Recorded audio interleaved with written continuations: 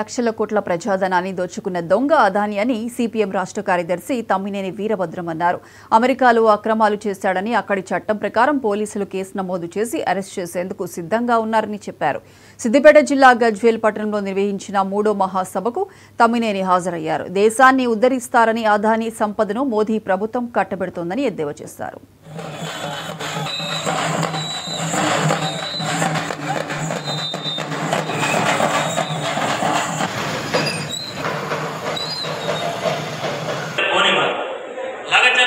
తెలంగాణ రాష్ట్రం అంతా బొగ్గుమనాలంటే మాత్రం ముఖ్యమంత్రి చేరిపోయింది.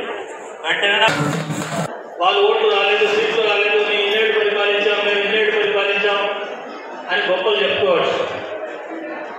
కానీ చరిత్ర పరిశీలిస్తే ఇవాళ ఉన్న పరిస్థితులను బట్టి కమ్యూనిస్టుల భవిష్యత్తు ఉందా చర్చ కాదు, కమ్యూనిస్టులు లేకుండా ఈ దేశానికి భవిష్యత్తు ఉందా అనే చర్చ జరగాల్సిన అవసరం ఉంది. కమ్యూనిస్టు లేకుండా, కమ్యూనిస్ట్ ఎజెండా లేకుండా ఈ దేశానికి భవిష్యత్తు లేదు. సుక్షేత్రమైనటువంటి మాలాడికి కూడా ఆ కళ్ళతో చూస్తే కదా మాకు తెలిసేది. మల్లన సాగర్లో అదే చెప్పారు మీరు.